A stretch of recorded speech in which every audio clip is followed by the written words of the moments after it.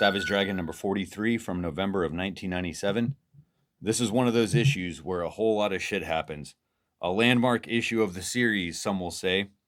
And speaking of landmarks, this is the 50th video in this Savage Sunday series, and plenty more to come.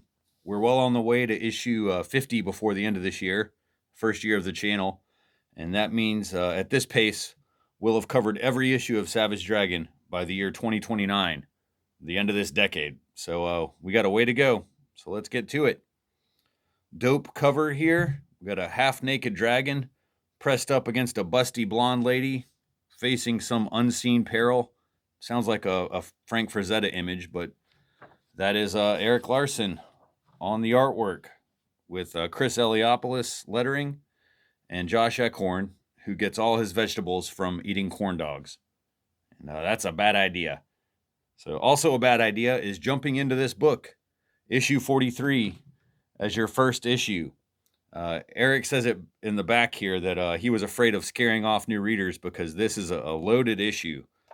So what I can recap from the previous issue 42 is that Savage Dragon led his new super team, the SOS, on a mission to Dark World, a horrible planet ruled by Dark Lord.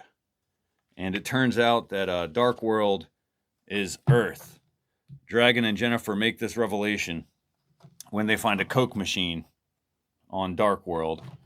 And that's the first line of this issue is pretty great.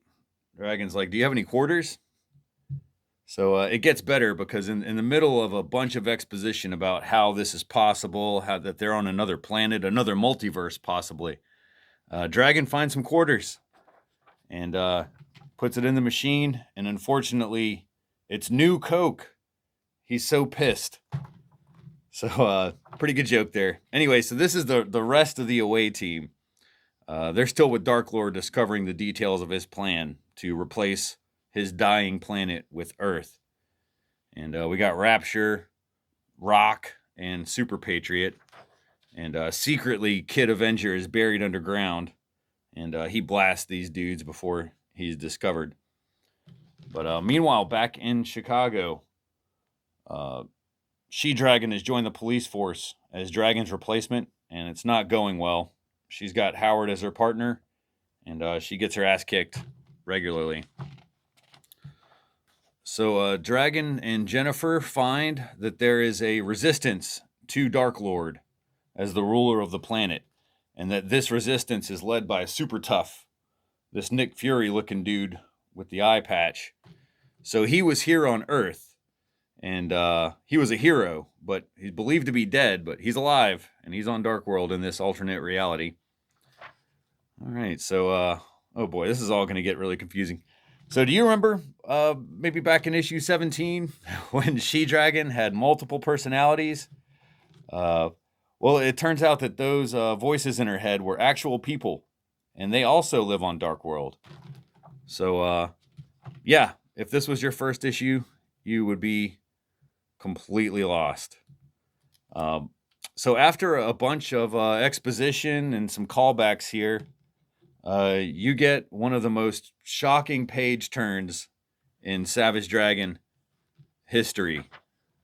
Rapture is obliterated by Dark Lord. She wasn't even attacking him. She just pissed him off by calling him a sick bastard who wants to enslave humanity, and he vaporizes her.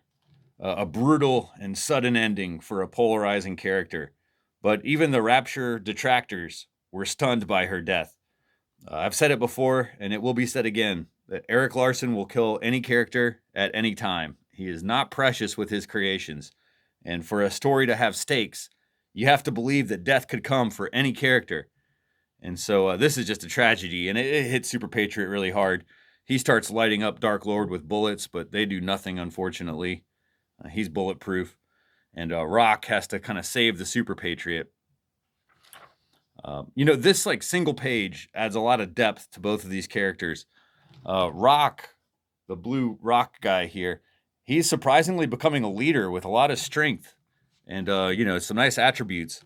Whereas Super Patriot, this gun blasting cyborg turns out to be a weary old soldier who's just tragically broken by all the death that he's witnessed. Really good stuff. Bringing us to a pinup by Alex Horley. And not too bad. And that's an ad for Alex Horley's new image series, Sharky, which I don't think I've actually read that one. So now to the finale. All the heroes, Dragon and Jennifer and Super Tough and Kid Avenger, they all converge, attacking the Dark Lord. And Dragon finds out that Rapture has been killed, and he loses it. So these two just start duking it out while a portal is being opened back to Earth. And everyone starts to make it through the portal, except right before it closes, Dark Lord gets cut in half, and now he is dead. And now Dragon and Jennifer are stuck on a planet that's about to explode. So one hell of an issue. And there's so much I didn't cover, little nuances and subplots, but I'm incapable of covering everything in an interesting way. So I'm just kind of hitting the major threads. But this comic rules, man. I love going back through this reread. And these comics are so expertly done. They're just a treat and a joy to read. And so that's where I'm going to leave it today, actually. Nothing too notable in the letters pages. There is a new Desperate Times that is just a long version of the joke, how do you know someone is a vegetarian? Don't worry, they'll tell you. So that's it for this issue. Got an ad for the trade. Next up is issue 44.